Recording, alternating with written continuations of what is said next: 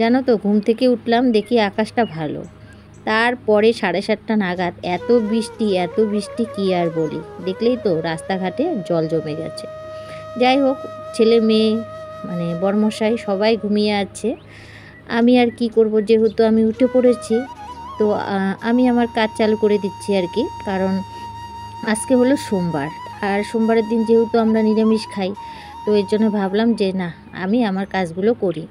আর বৃষ্টির ওয়েদারে কিন্তু ঘুমটা বেশি হয়, কিন্তু যাই হোক আমি ঘুমাচ্ছি না। তো যাই হোক, উঠে পড়েছি যখন, তো ভাবলাম যে গ্যাসটা মুছে নিই। আর এদিকে দেখো, তোমাদের সঙ্গে কথা বলতে বলতে এদিকে আমার কিন্তু গ্যাসটা একদম পরিষ্কার করা হয়ে গেল। আর তারপরে পরিষ্কার করে তোমাদের সঙ্গে শেয়ার করে নিচ্ছি।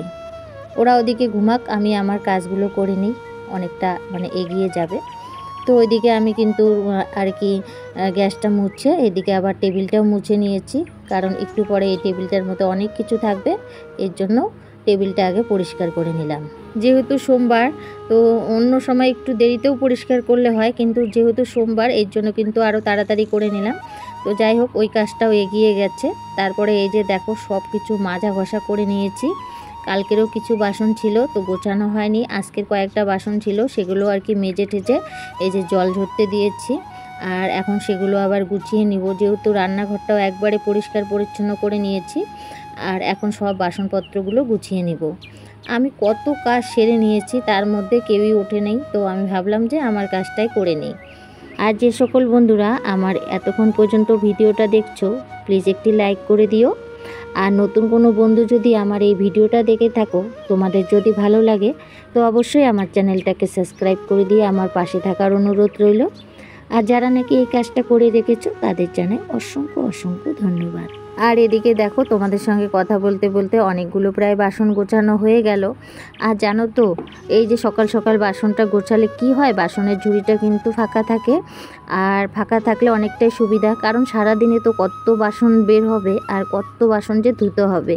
তো বাসনের ঝুড়িটা ফাঁকা থাকলে কি হয়, ওই মেজে আর কি বাসনের ঝুড়িতে রাখা যায়, এর জন্য কিন্তু অনেকটাই সুবিধা হয়। আর কি যে বর্ষা লেগে গেছে, তা আর বলার মতন নেই। কয়েকদিন ধরে এত বৃষ্টি, কালকে আবার সারাদিন রোদ, আবার আজকে আবার এত বৃষ্টি। আর এই যে একবার রোদ আর একবার বৃষ্টি, তাতে কিন্তু শরীরটাও অনেক খারাপ লাগবে। ওই যে কয়েকদিন ঠান্ডা ঠান্ডা ওয়েদার থাকলে হঠাৎ করে যদি একদিন রোদ ওঠে, তখন কিন্তু একদমই ভালো লাগে না। যেমন নাকি কালকে আর কি অনেকটা রোদ উঠেছিল, তখন না এতটা শরীরটা খারাপ লাগছিল কি আর তোমাদেরকে বলি। মানে কয়েকদিন ধরে যে বৃষ্টিটা পড়ছিল, মানে ঠান্ডা ঠান্ডা ওয়েদার ছিল, আর কালকে আবার অনেকটাই রোদ, তখন গরমে অস্থির, আজকে আবার ওই বৃষ্টি। তো এরকম করতে করতে কিন্তু মানে শরীর খারাপ হওয়ার মানে সম্ভাবনাটা বেশি আর কি। আর তোমাদের সঙ্গে কথা বলতে বলতে দেখো, আমি কিন্তু সব কিছু গুছিয়ে নিয়েছি। কাপগুলো রেখে দিয়েছি, কারণ একটু পরে চা খাবো, এর জন্য ওখানেই রেখে দিয়েছি।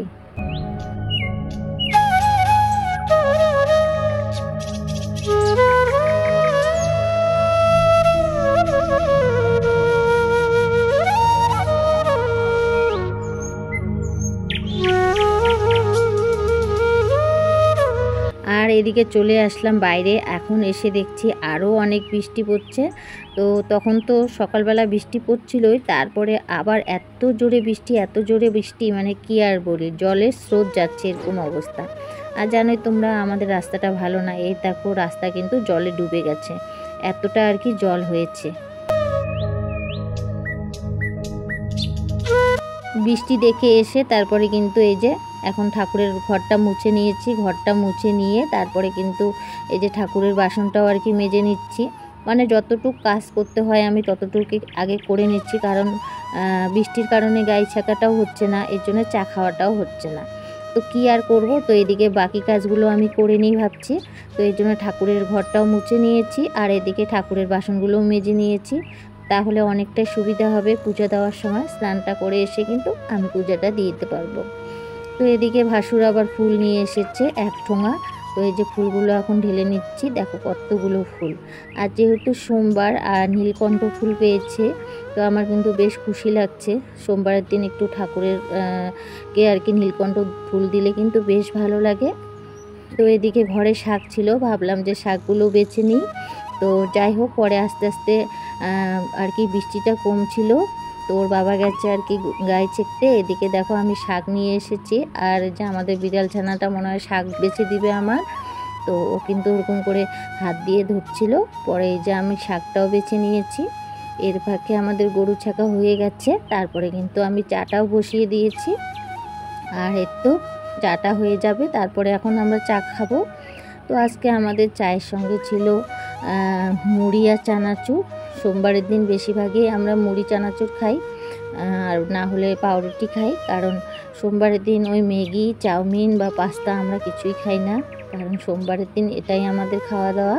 চাটা খেয়ে নিয়ে তারপরে কলের পাড়ে আরও 2-1টা কাজ আছে, সেটা করে নিয়ে স্নানটা সেরে নিব। ক্যামেরার সামনে এখন নিয়ে আসলাম, সকাল থেকে একদমই সময় হয় না ক্যামেরার সামনে আসা। তো এখন আর কি স্নানটা সেরে আসলাম, এখন যাব ঠাকুর ঘরে গিয়ে পূজাটা দিয়ে নিই, তারপরে আবার তোমাদের সঙ্গে দেখা হবে। চলো ঠাকুর ঘরে যাই, গিয়ে পূজাটা সেরে দিই।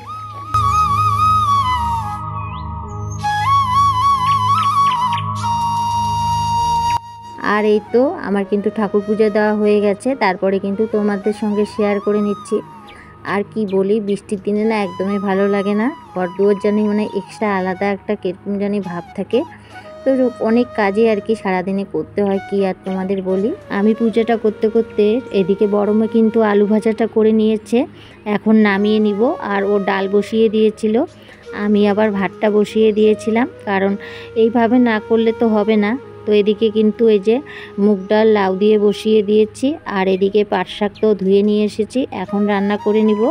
তো বন্ধুরা, ভিডিওটাও আমি এখানে শেষ করছি। ভিডিওটা যদি ভালো লাগে লাইক কমেন্ট সাবস্ক্রাইব করে দিও, আর সবাই ভালো থেকো।